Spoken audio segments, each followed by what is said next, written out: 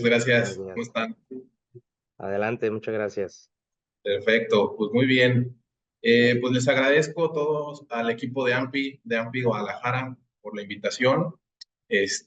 Vamos a entrar de lleno ya con este tema que es bastante interesante y es, digamos que una pequeña probadita de lo que de lo que realmente significa el tema de la aportación de tierra, pero trataré de irme lo más rápido y ahora sí que en una síntesis muy rápida para poder abarcar todos los temas que vamos a ver el día de hoy, porque sí es un tema bastante interesante, como justamente ahorita lo comentábamos, y es algo que si bien se ha puesto de moda en los últimos años, yo diría que ya no es una moda, ya es más una necesidad, ¿no? Entonces, pues bueno, vamos hablando un poquito de los fundamentos de la aportación de tierra y de las perspectivas de este modelo de aportación de tierra, ¿no? Primero que nada, la aportación de tierra puede ser el modelo de capitalización que permite preservar la liquidez del proyecto. Es decir, cuando nosotros hablamos de aportación de tierra, significa que no estamos como desarrolladores, hablando como desarrolladores, no estamos descapitalizándonos para comprar un terreno, para comprar un predio que posteriormente vamos a desarrollar, sino que estamos invitando al dueño de la tierra a que se sume al proyecto, ¿no? Y ahorita vamos a hablar un poquito más adelante de cómo se puede sumar al proyecto. Entonces, como tal, esa aportación se convierte en un modelo de capitalización. Aquí ya nos estamos metiendo a temas financieros, ¿no? Para nosotros el negocio inmobiliario es un negocio financiero, más allá de que sí, hay construcción, hay arquitectura, hay gestoría, hay un tema legal muy importante, etcétera. Al final, todo radica en los números, ¿no? Entonces, este modelo justamente lo que permite es una mejor capitalización de los proyectos inmobiliarios.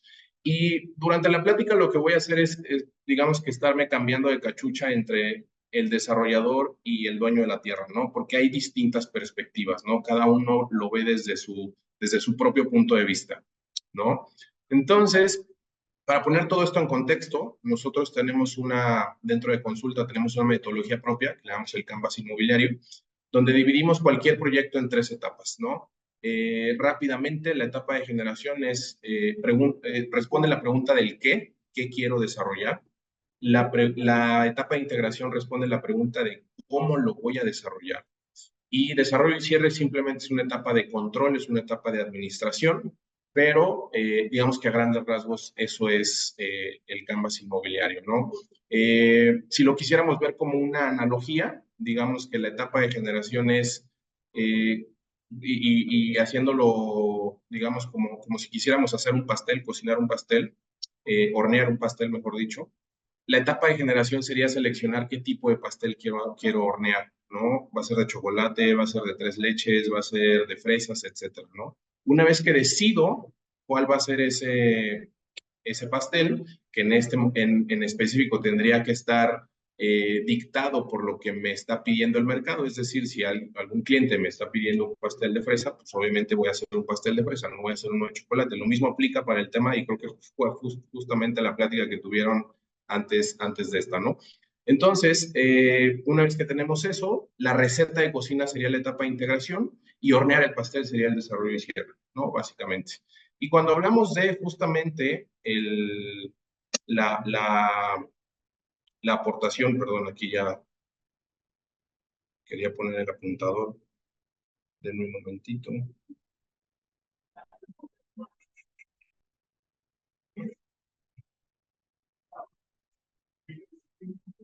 No, por alguna razón no lo puedo poner, pero se los voy señalando aquí está, ahí está. Entonces, digamos que en esta etapa de generación, justamente el primer cuadrito, lo primero que nosotros consideramos en esta etapa de planeación de proyectos inmobiliarios, tiene que ver con la tierra, tiene que ver con seleccionar la oportunidad. Esto significa que en este momento decidiremos si esa oportunidad es una aportación o es una compra o es una compra a plazos, cómo se va a adquirir ese terreno. Muchas veces nos llegan clientes y nos dicen, oye, necesito que me ayudes con el plan de negocio de un proyecto inmobiliario. Ah, perfecto. Oye, necesito ya empezar con el proyecto arquitectónico. Necesito ya empezar a tramitar permisos y licencias. Perfecto. Oye, ¿el terreno ya es tuyo? No, pues no, apenas estoy viendo eso. Ok, bueno, justamente el tema de la aportación de tierra tiene un proceso. Y ese proceso y la planeación en sí comienza justamente con esto, ¿no? Primero hay que asegurar justamente la aportación de ese terreno. ¿Mandé? Pepe, ¿tienes presentación? Sí. Es Ah, que pero no se las he compartido, ¿verdad? no nos está compartiendo. A ver, denme un momentito. Denme aquí un momentito.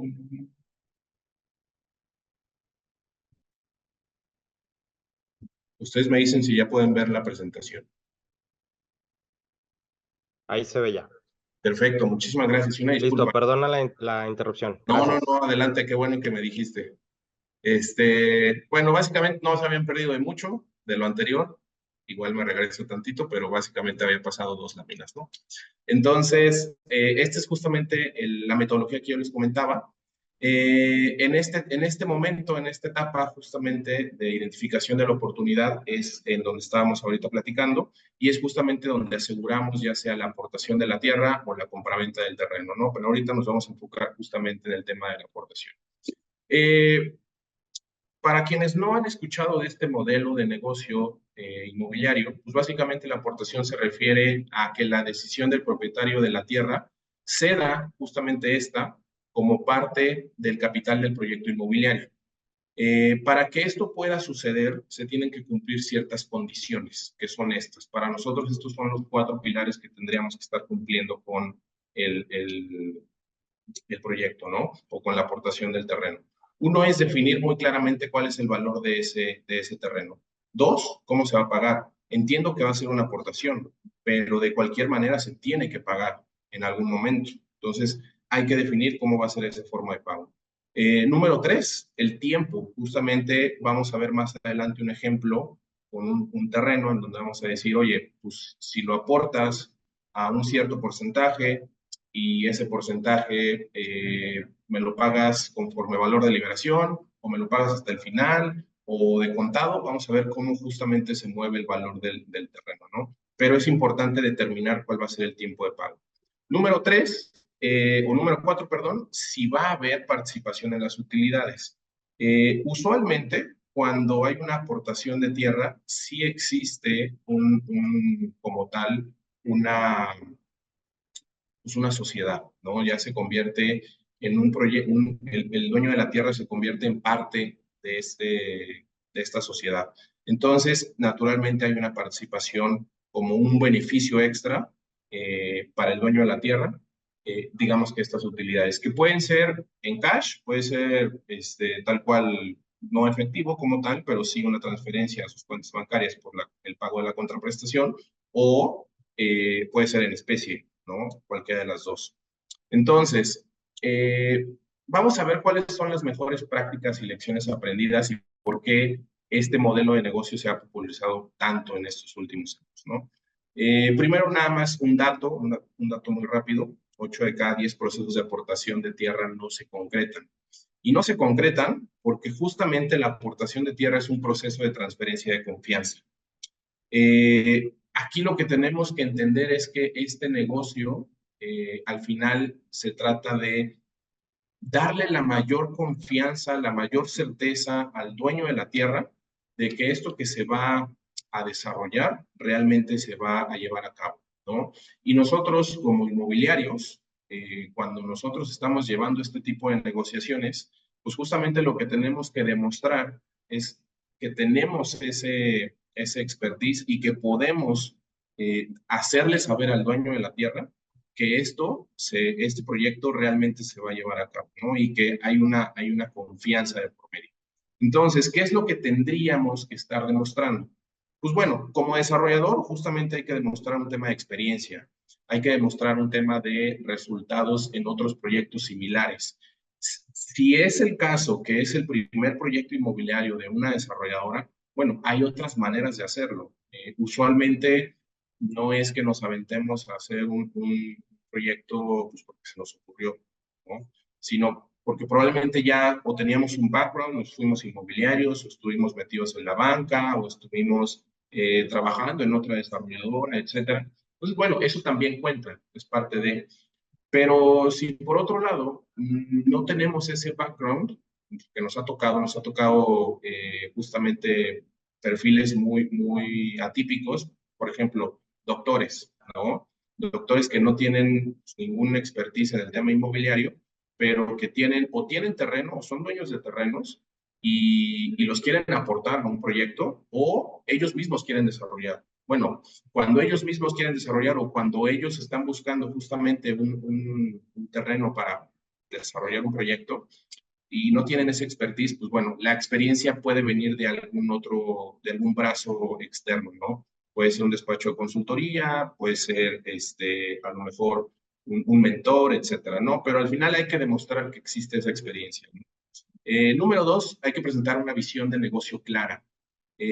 Cuando llegamos a este punto, muchas veces por eso se caen las aportaciones, ¿no? Porque pues nunca se definen objetivos claros, nunca se definen pues, porcentajes, no se definen utilidades, simplemente se dicen promesas, ¿no? Y pues eso no es una visión de negocio clara. Una visión de negocio clara tiene que estar sustentada pues, en números, tiene que estar sustentada en un plan de negocio. Si no hay un plan de negocio, al menos lo que yo le llamo unos números de servilleta, ¿no? O sea, oye, a ver, vamos armando un estado de resultados pro forma muy preliminar que después se tendrá que perfeccionar, pero que nos va a dar al menos un norte de hacia dónde vamos, ¿no? Eh, y ahorita vamos a ver cómo nos podemos proteger, ¿no? Pero como punto número tres, hay que definir un vehículo de aportación que garantice justamente una seguridad jurídica y que existan mecanismos que permitan la transparencia en esta operación de aportación de tierra. Lo más común, lo que normalmente nosotros recomendamos es que sea a través de un fideicomiso, ¿no? O sea, que este terreno, este proyecto en específico, se haga a través de un contrato de fideicomiso de preferencia empresarial, un fideicomiso empresarial, y digamos que de esa manera tendríamos que estar cuidando justamente cuáles son el objetivo el objeto del contrato de fideicomiso, cuáles son las obligaciones y responsabilidades de cada uno de los fideicomitentes. Digamos que ahí se plasman las reglas del juego, ¿no? Y el beneficio adicional es que obviamente hay un árbitro que es el fiduciario, que es el banco, que es el que va a estar cuidando los intereses de lo que diga el contrato de fideicomiso. Es muy importante porque también un fideicomiso puede ser tan bueno o tan malo como está redactado, ¿no? Entonces, nos puede servir como un gran vehículo de inversión o puede servir de nada porque los objetivos están pésimamente establecidos, ¿no? El objeto del fideicomiso. Entonces, también hay que tener cuidado con eso. Pero al final es una manera transparente de ver la operación como tal. Y por último, se tienen que establecer los planes y esquemas que disminuyen los riesgos para el aportante de la tierra.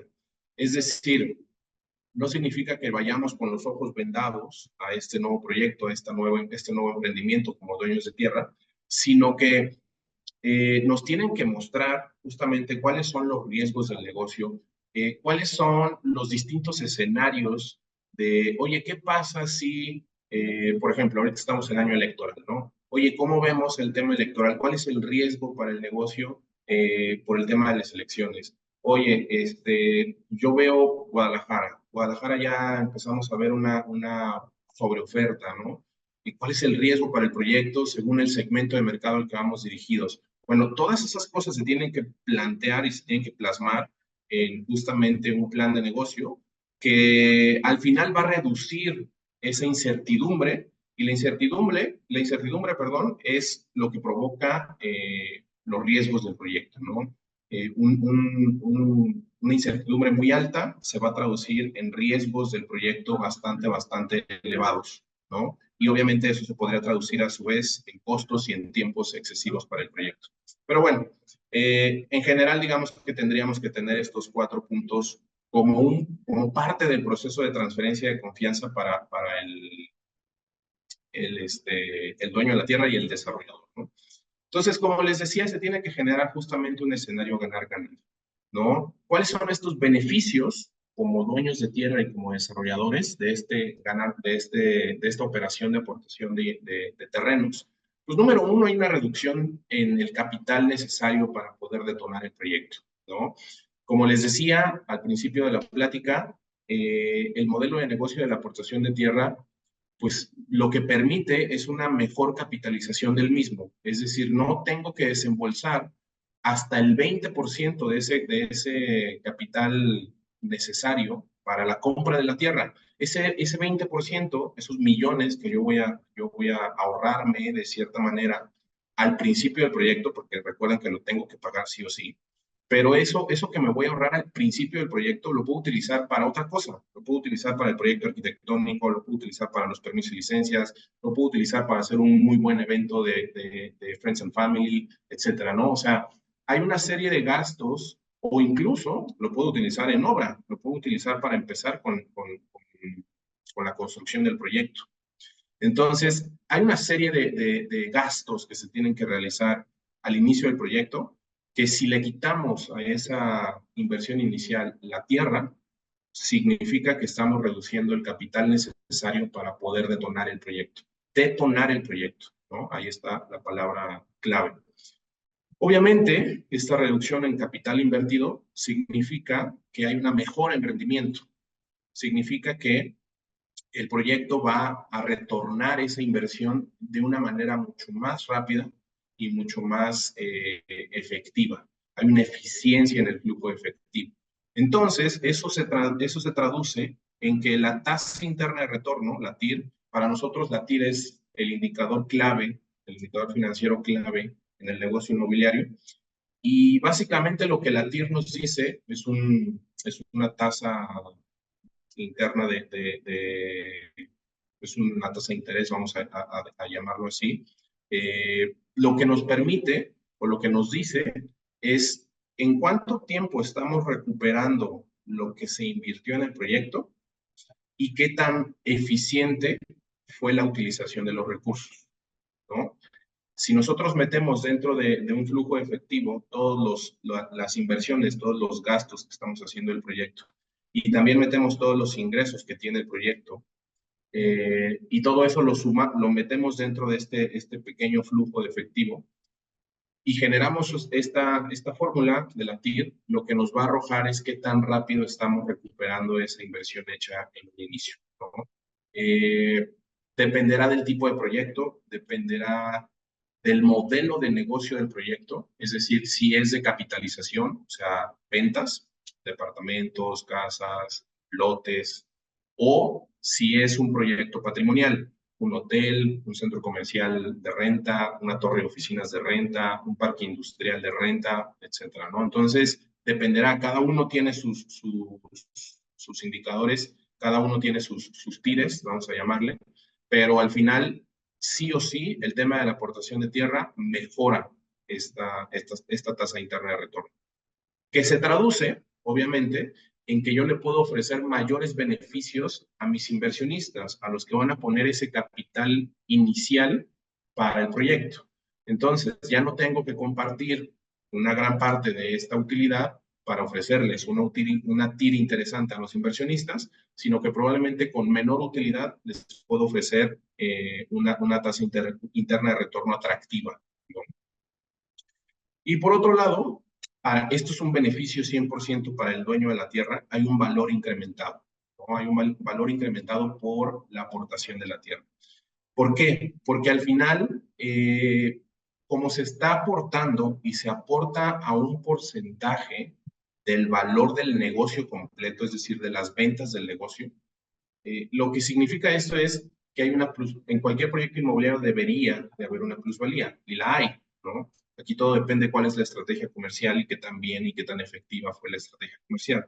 Pero si la estrategia comercial está bien planteada, tendríamos que al menos estar esperando en un proyecto inmobiliario en promedio, pues entre un 15-20% de plusvalía anual, ¿no?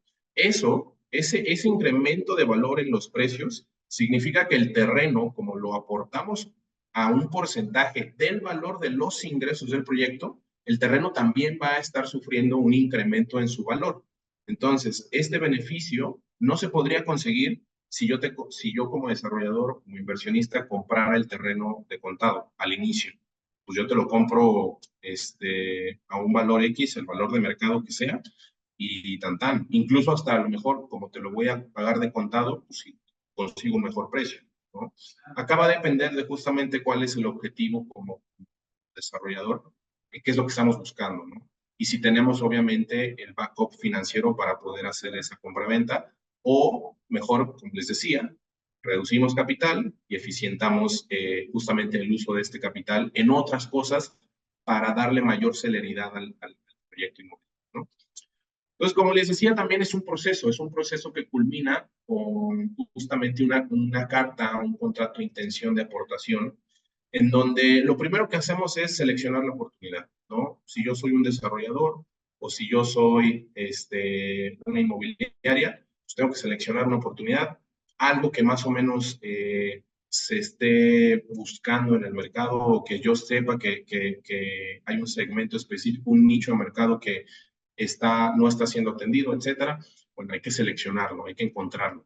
Número dos, se hace una evaluación preliminar, lo que les decía, hay que hacer estos números de servilleta. ¿Para qué? Para ver si realmente esta oportunidad que estamos evaluando hace sentido, si realmente tiene pies y cabeza, ¿no? Antes de hacer una inversión mayor, antes de hacer inversión en estudios, etcétera, vamos viendo si de manera preliminar esto pinta para un buen proyecto. Identificar la vocación del predio, número 3, esto es importante. Y esto tiene que ver con justamente lo que dicta el plan de desarrollo urbano, lo que nos va a decir el uso de suelo, ¿no? Oye, a ver, pues yo quiero hacer un centro comercial, pero si el uso de suelo no me lo permite, pues definitivamente no lo voy a poder hacer o me voy a tardar un chorro en hacer el cambio, ¿no?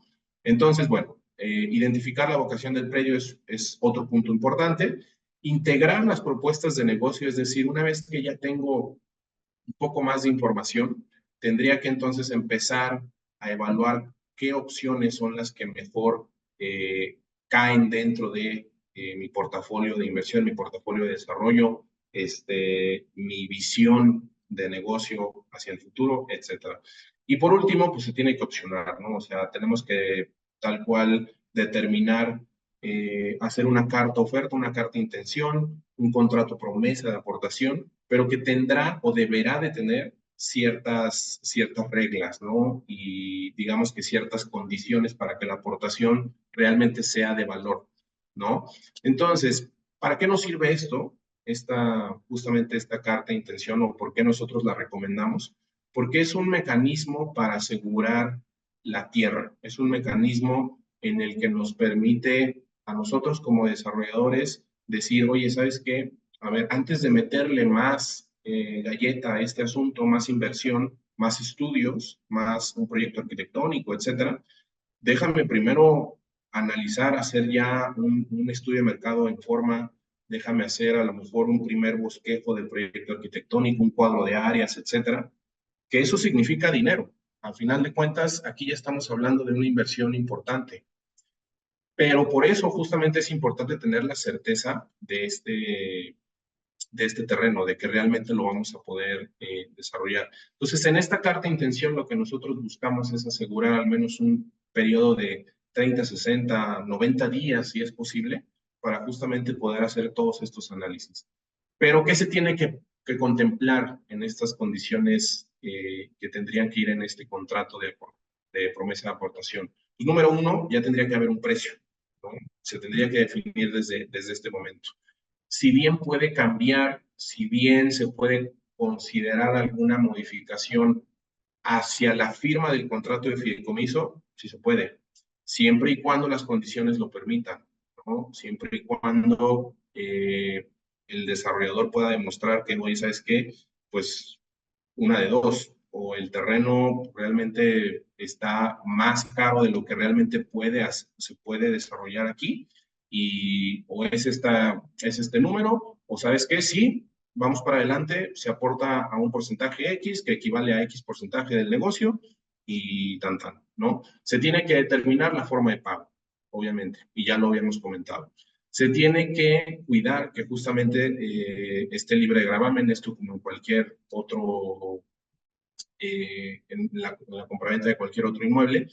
Sin embargo, si por ahí tuviera algún tipo de gravamen, algo que se puede contemplar o se puede estipular en este contrato promesa de aportación, pues son condiciones suspensivas. Estas condiciones suspensivas lo que nos permiten es, oye, a ver, si en un plazo de 60 días el gravamen no se elimina o las condiciones para la aportación no son favorables hacia el desarrollador, pues ahí muere, o sea, no pasa nada, ¿no?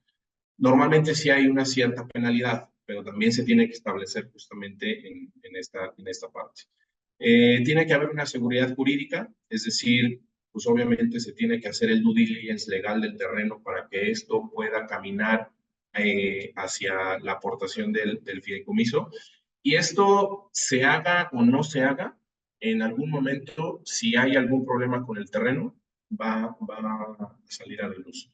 ¿Por qué? Porque antes de la aportación al fideicomiso, también el banco, el fiduciario, va a hacer su revisión, va a hacer su due diligence legal y cualquier cosa que ahí pudiera surgir, alguna demanda, alguna herencia, algún juicio de sucesión que no se haya terminado, etcétera, etcétera, etcétera, va a salir ahí, ¿no? Entonces, también le da una cierta seguridad jurídica a ambas partes. Y obviamente, pues tiene que haber una negociación, ¿no? La negociación, pues en sí, ya tendría que estar plasmada como tal en este contrato y, como les decía, se tienen que establecer algunas penas para las partes en caso de algún incumplimiento. Es decir, oye, para fines de beneficio o protección del desarrollador es, pues, firmamos este contrato para que yo pudiera hacer la evaluación a 30 días. Si tú dentro de esos 30 días decidiste irte con otro desarrollador, o sabes que al final mejor ya no lo quiero aportar, o sabes que a lo mejor al final me arrepiento, pues probablemente hay una penalización porque probablemente el desarrollador ya invirtió, ¿no? También puede haber penalizaciones hacia el desarrollador. Oye, ¿sabes qué? Tú prometiste que íbamos a hacer la firma del contrato de fideicomiso en tal fecha, no se ha hecho, eh, también puede haber una pena ahí, ¿no? Entonces se tienen que definir todo esto justamente como parte de la negociación del modelo de aportación, ¿no? Eh, Ahora, aquí hay un punto muy importante. La tierra vale lo que se puede hacer en ella. Para nosotros, más allá de que haya un avalúo comercial, que claro que es relevante y claro que es importante, para nosotros la tierra vale lo que realmente podemos hacer sobre ella. Y en ese sentido, nosotros nos enfocamos en el método de evaluación de valor residual, ¿no? Comparables de mercado, pues es uno de los más utilizados. Capitalización de rentas, pues no aplica como tal para este tipo de proyectos porque no hay nada, no hay rentas todavía. Entonces, pues digamos que no entraría en este tipo de evaluación. Pero nosotros utilizamos el valor residual. Y esto significa que si el proyecto es un proyecto de ventas, significa que ese valor residual es un porcentaje de esas ventas totales. Si el proyecto es patrimonial, es decir, es un proyecto de rentas, entonces este valor residual es un porcentaje de la inversión total que se tendrá que hacer para desarrollar, para construir este inmueble que va a generar unas rentas a futuro, ¿no? Y en ese sentido, aquí tenemos unas tablitas en donde dependiendo justamente el tipo de segmento al que estamos dirigidos, pues es qué porcentaje de las ventas significa ese terreno o podría significar ese terreno. Pues vámonos a un común, digamos, denominador aquí en Guadalajara últimamente, que es el segmento residencial, ¿no?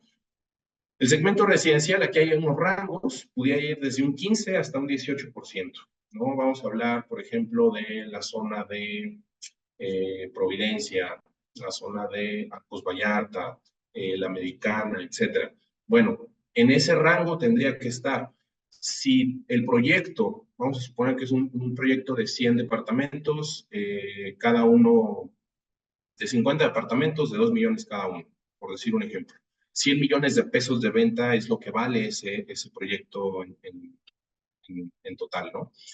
Significa que si estuviéramos en un rango bajo, si la negociación así sucediera, significa que para ese terreno que está en una de estas colonias, el terreno tendría que valer 15 millones de pesos, el 15% de esos ingresos, o el 17 o el 18%, dependerá, ¿no? Ahorita vamos a ver de qué dependen justamente estos rangos, porque hay factores también que afectan los rangos en los que se puede aportar la tierra, ¿no? Entonces, en este ejemplo de un proyecto de 100 millones de pesos de venta, pues este 15%, este terreno equivaldría a este 15, 17 o 18% que estamos viendo aquí, ¿no? Si por otro lado estuviéramos hablando de la zona de Andares, es una zona urbana de alto valor, es una zona premium, pues a lo mejor ahí nos podemos salir un poquito del huacal, nos podemos salir hacia los terrenos podrían ser más caros, ¿no? Se podrían aportar a un valor o un porcentaje mayor. Por ejemplo, y para poner otro ejemplo, Ciudad de México. Ciudad de México se cuece totalmente aparte del resto de la República, ¿no? Normalmente son terrenos que andan entre un 20, 25, cuando menos, ¿no? Nos ha tocado ver proyectos que el 40% de los ingresos es el puro terreno, ¿no? Entonces, va a depender de justamente la ubicación y va a depender del segmento al que vamos dirigidos. Y por otro lado, si estamos hablando de rentas, pues justamente aquí es donde vemos un valor, pero de la inversión. Es decir, si vamos a hacer un parque industrial, entonces del 100% de la inversión que se necesita para desarrollar, construir ese parque industrial y que en un plazo de 2, 3 años empiece a generar rentas, entonces el terreno, dependiendo nuevamente del rango en donde estemos, será de entre el 15 al 25% del valor de la inversión, ¿no? ¿Por qué? ¿Por qué lo hacemos así? Porque aquí no hay una venta, ¿no? No hay como tal una venta, pero sí hay un beneficio a mediano o largo plazo, que son las rentas. En este tipo de negocios, normalmente cuando se aporta a la tierra, en automático el dueño de la tierra ya se está haciendo parte de este negocio, ¿no? Es decir, de ese 100% de inversión, el terreno equivale a un pedacito de esa inversión total, y así es como se van a repartir los beneficios y las rentas que esté generando ese negocio. Oye, si si el terreno al final equivale a un 25% del valor total de este parque industrial, el dueño de la tierra, mes con mes, va a estar recibiendo el 25% de las rentas totales, ¿no? Ese sería, digamos que la única diferencia entre uno y otro, entre patrimonial y entre capitalización. Pero al final funcionan de manera muy, muy similar, ¿no? Ahora, no nada más se considera el porcentaje como el único método para determinar el valor del terreno.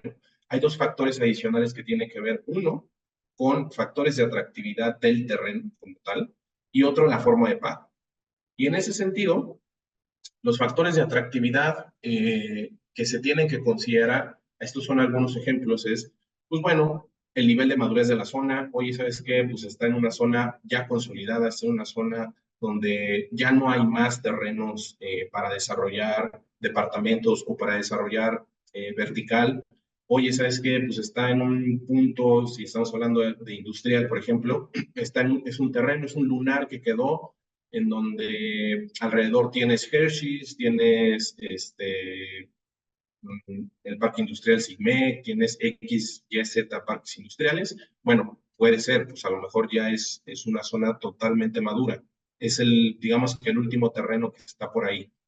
Por el contrario, si la zona tiene todavía una oferta muy alta, muy, muy grande de terrenos, pues probablemente la zona está en ese proceso de maduración todavía, ¿no? Es un factor que pudiera afectar. La demanda, que la demanda supere la oferta en la zona, ese es otro factor. La factibilidad regulatoria de servicios que sea positiva, es decir, oye, si yo como dueño de tierra ya de antemano tengo el dictamen de uso de suelo, tengo factibilidad de servicios positivas por parte de las dependencias CFE, el organismo regulador del agua, tanto de agua potable como de drenaje, pues eso es un beneficio adicional para el desarrollador, porque ya no tiene que hacer, digamos, que esa gestión, ya la tiene el dueño de la tierra, ¿no? Entonces, bueno, también es un factor que pudiera modificar el valor del terreno. La factibilidad técnica y constructiva, potencialidad de desarrollo a corto plazo, eficiencias para el desarrollador por un portafolio de proyectos, es decir, que el mismo desarrollador, tenemos en algún momento platicamos con un desarrollador que justamente casi todo lo hace en Ciudad Granja, ¿no? Bueno, para él, para ellos, sería una gran eficiencia encontrar terrenos nuevamente en Ciudad Granja, y eso también pudiera ser un factor de atractividad para el propio proyecto y para el propio terreno, porque ya es alguien conocido en la zona, ya es alguien que ha tenido varios proyectos en ese punto. O puede ser ya una marca reconocida, puede ser el caso de DMI, ¿no? Por ejemplo, Andares, Acuarela. Bueno, pues si ya sabes quiénes son, pues naturalmente algún proyecto, algún terreno que estén buscando una aportación, pues probablemente hay ciertas eficiencias tanto para el desarrollador como para el propio proyecto que se van a traducir en incrementos en el valor del terreno, ¿no? Por decir ejemplos. Hay otros que pudieran ser detractores, ¿no? Un sobreprecio de oferta competidora porque ya no hay como tal, ya está sobreofertado esta ubicación, pudiera ser otro. Oye, facilidad o dificultad de acceso para el terreno, pudiera ser también. Disponibilidad de terrenos y un estado de resultados proyectado con rentabilidad en un rango óptimo. Es decir, cuando hacemos estos números de servilleta o estos números iniciales, si de entrada el negocio da una gran rentabilidad con tanta incertidumbre, pues bueno, significa que probablemente ahí hay una gran oportunidad. Pero si por el contrario, ese estado de resultados nos está arrojando a lo mejor utilidades en este punto muy preliminar de planeación, pues te vas a llevar el 10% de utilidad, pues la verdad es que no vale la pena. O a lo mejor pues te castigo a ti, dueño de la tierra, porque no da el negocio, ¿no?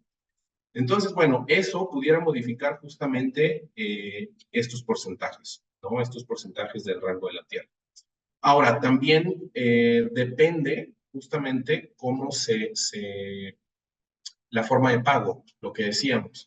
Aquí tenemos los mismos cuadritos que veíamos con anterioridad, los mismos segmentos que veíamos en los cuadritos, vivienda, interés social, media residencial, etcétera, y cómo va cambiando el porcentaje, el valor residual, dependiendo el tipo de negociación. Oye, te lo compro de contado, te lo pago al chas, ¿no? O sea, ya de contado, tal cual. Ok. Si estamos hablando nuevamente de vivienda residencial, pues vamos a suponer que te lo compro en vez de un 15%, un 14%, porque ya estamos, te lo voy a comprar de contado. Ah, bueno, pues está bien. Oye, te lo compro a un 30% de valor de liberación. Aquí hay un pequeño error. Aquí debería ser 70% de enganche más 30% de liberación. Entonces, te pago el 70%, pero 30% te lo voy pagando conforme yo voy vendiendo las unidades. Ok, no está tan atractivo, pero hay un beneficio. Ya no te lo considero al 14, te lo considero al 14.65%. Órale. Oye, 50-50. 50 te lo pago ahorita, 50 al final. Hay un mayor beneficio. No tengo que estar pagando conforme vendo, sino que hasta el final. O, el mejor de los casos, para el desarrollador y también para el dueño de la tierra, porque hay una plusvalía. 100% al final del proyecto. Es decir, aportas ahorita y en un plazo de lo que dura el proyecto, 18, 24 meses, te regreso ese terreno, pero con su plusvalía. En vez de 14%, ya vale 17.3%. Ok, pudiera sonar interesante, ¿no? Si lo ponemos en números, significa que esos 14, en un proyecto, en un terreno, vamos a suponer que vale 14 millones de pesos, Si yo lo comprara de contado, pues obviamente en el día 1 recibo 14, o si lo recibo hasta el final del proyecto, pues hay un beneficio adicional, recibí 3.3 millones adicionales. Más, además, hay una posibilidad de recibir ciertas utilidades del negocio, ¿no? ¿Cuánto? Usualmente hasta el 20% de las utilidades del negocio se pueden compartir al dueño de la tierra que aporta, que aporta su terreno, ¿no? Entonces, además de ese incremento en la plusvalía, también existe un beneficio adicional que es me vuelvo socio del negocio, ya sea en especie o págamelo en cash, ¿no? Cualquiera de las dos. En especie, pues, oye, pues dame departamentos, o dame comercio, o dame oficinas, lo que sea, ¿no? Pero puede ser. Ahora, todo esto, todo aportación y todo proyecto inmobiliario, pues tiene un riesgo. Pero el rendimiento va ajustado justamente a este riesgo de negocio.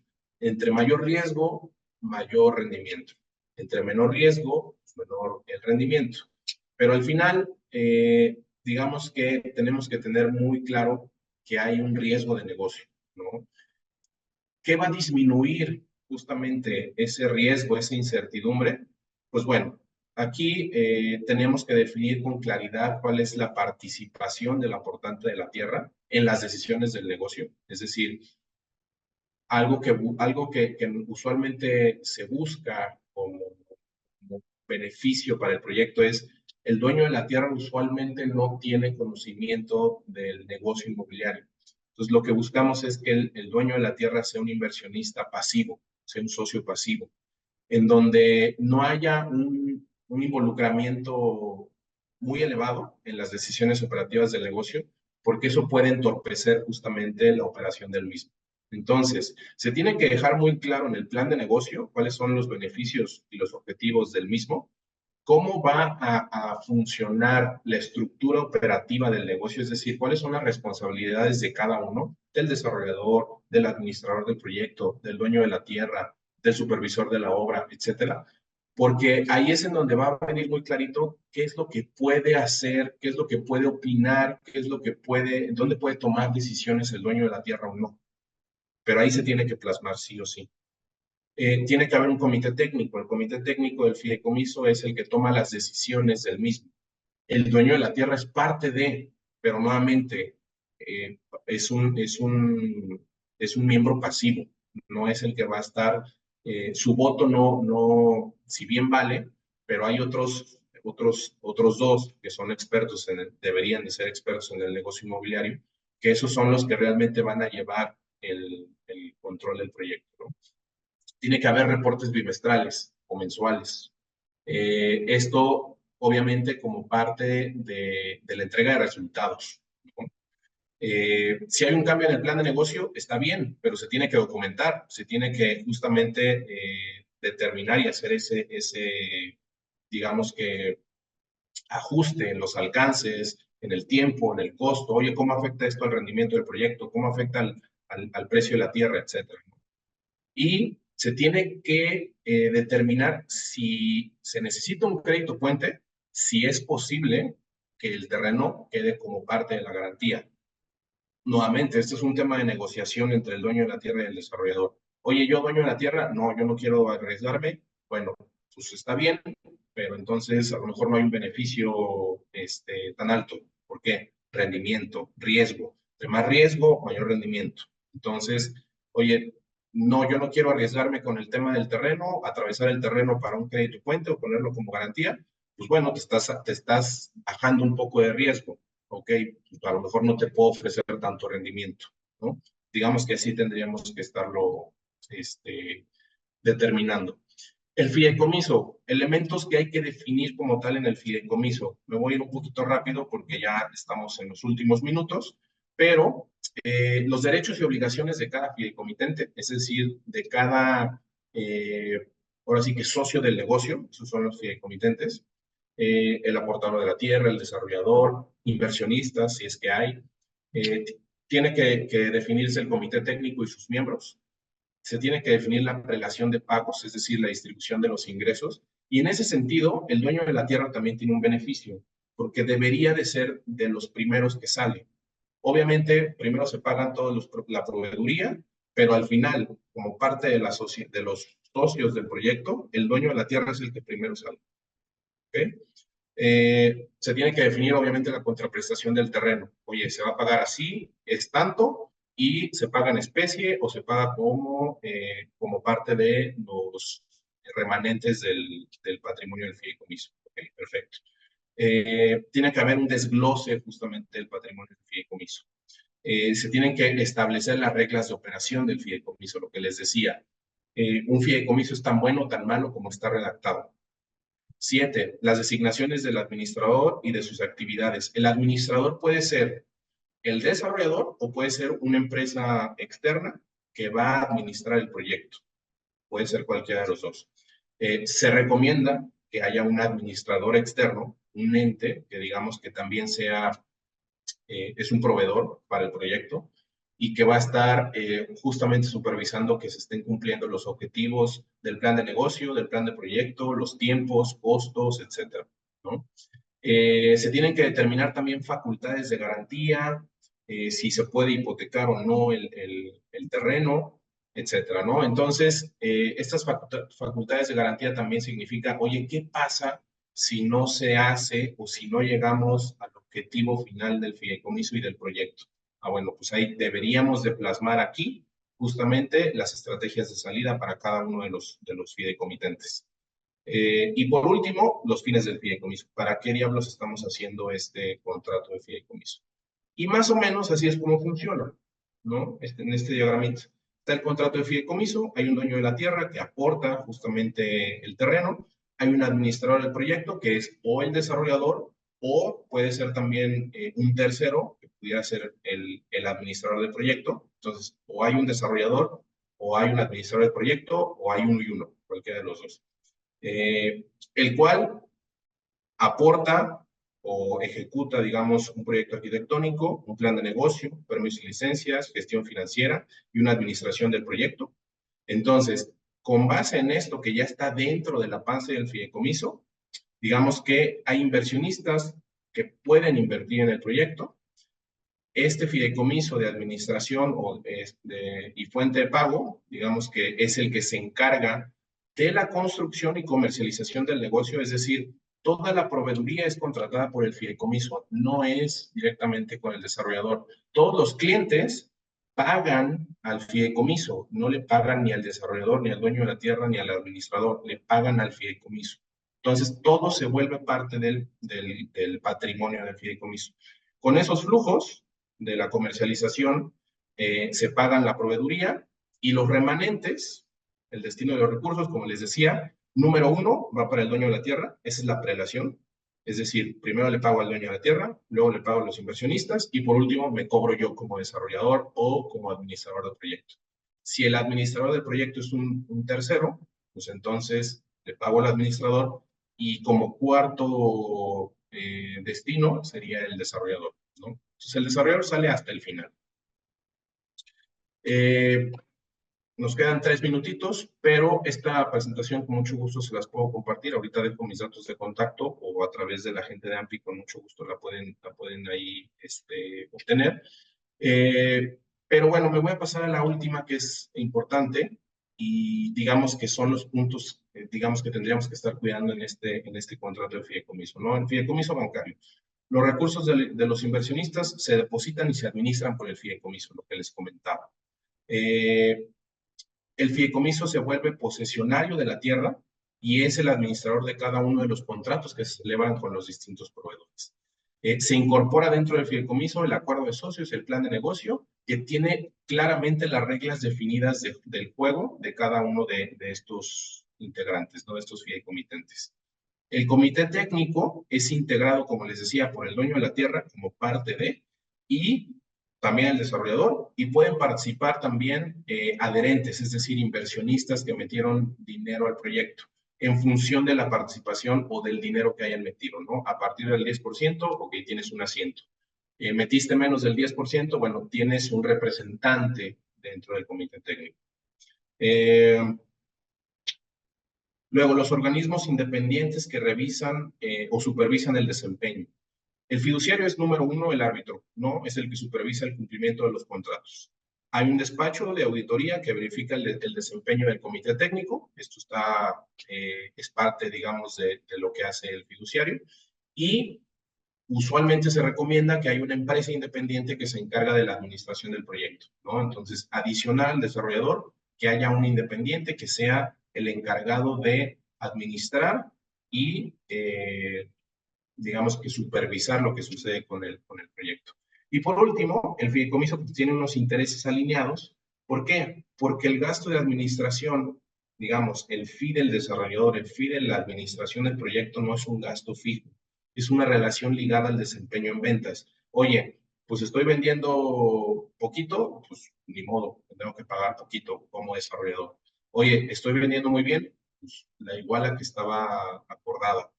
Igual para los inversionistas y el dueño de la tierra.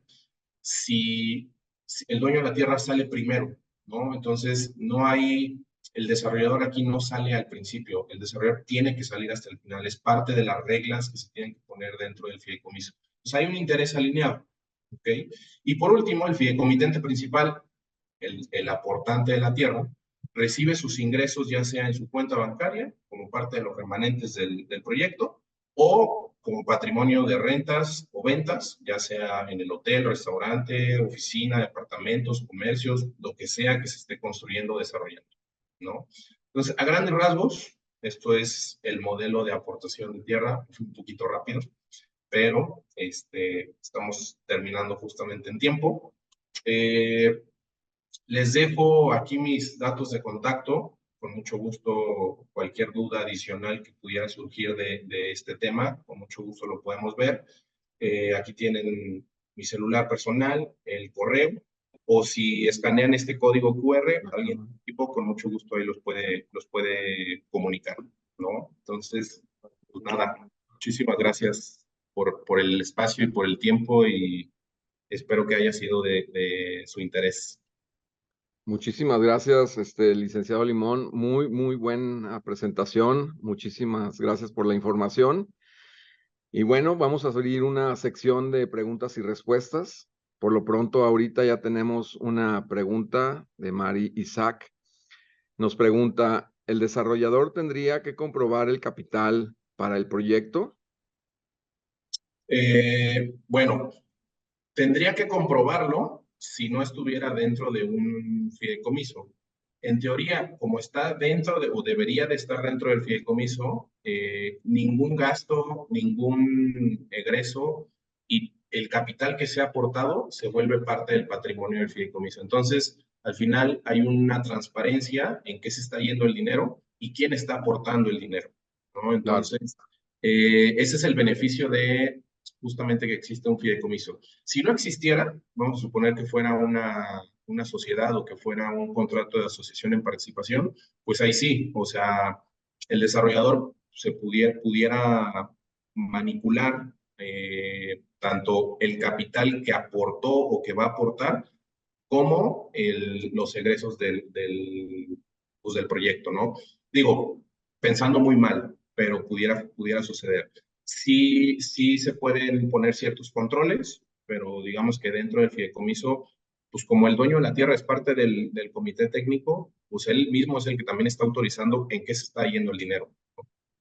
Así es, el fideicomiso ante todo. Eso nos va a Exactamente, salvar de mucho. Muy bien. exactamente.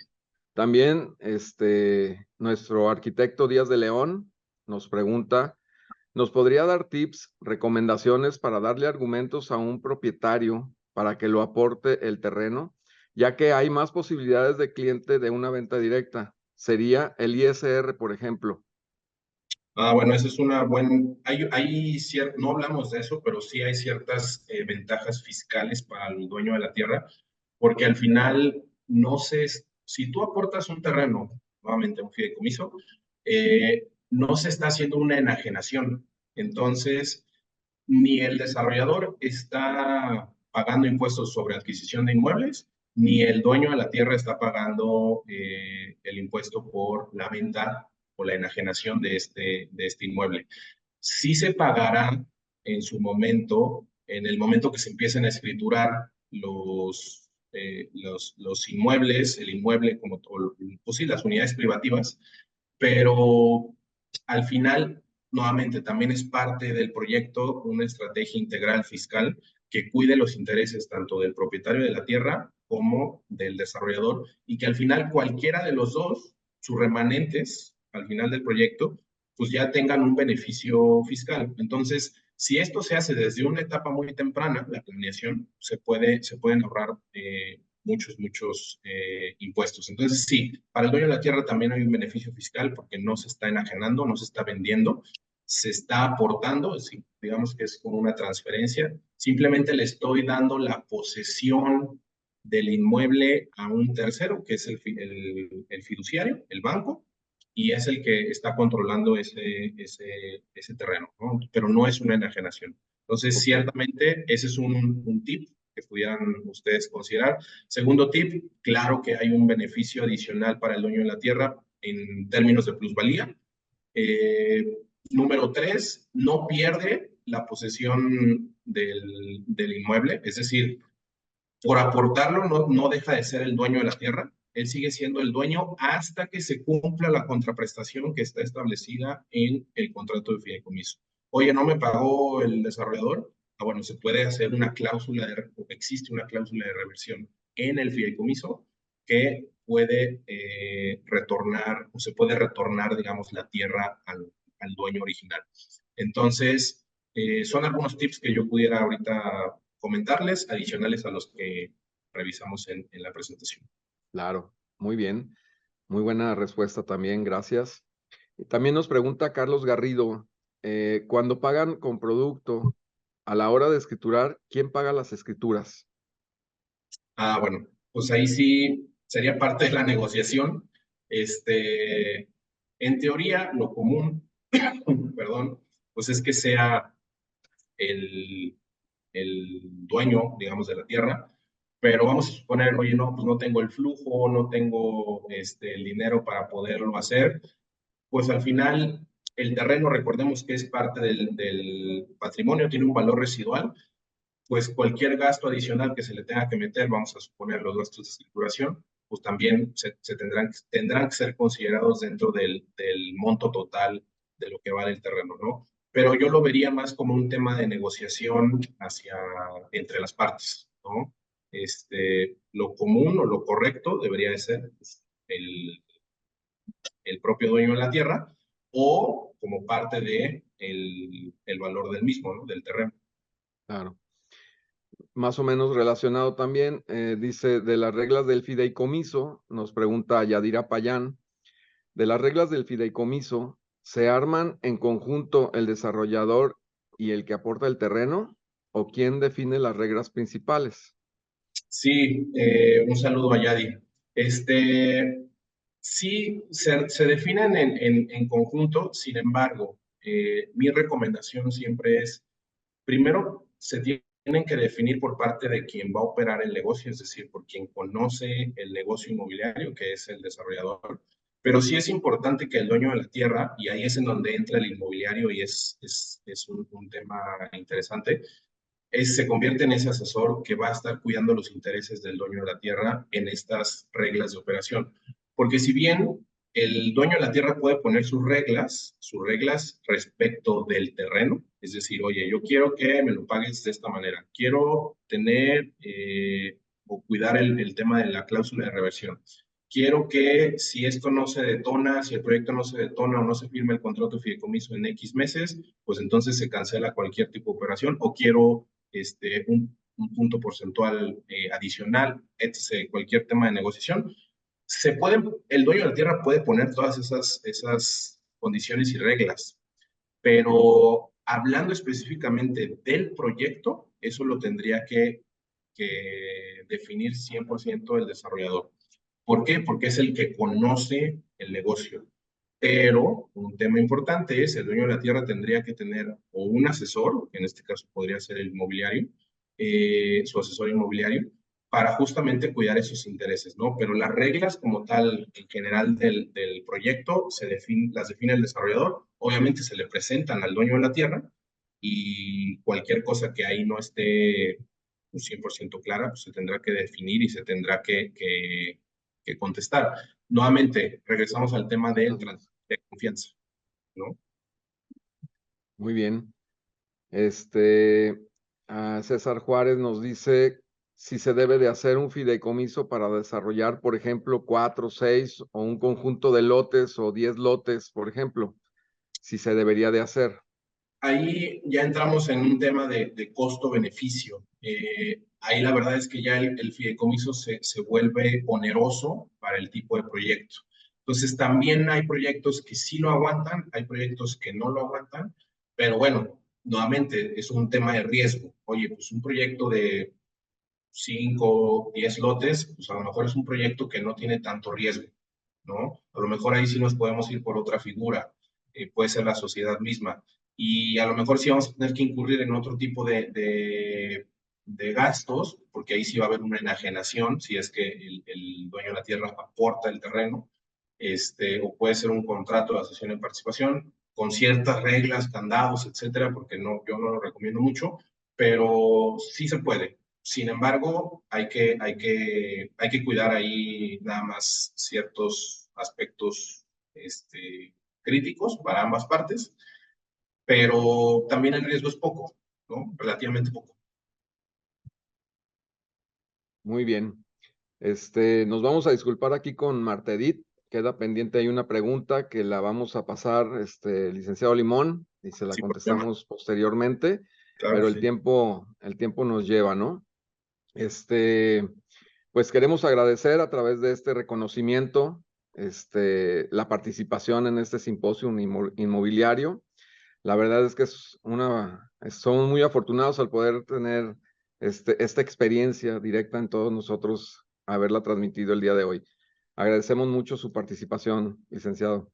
Al contrario, muchísimas gracias. Gracias por considerarme y estamos aquí pendientes de cualquier otra duda. Gracias.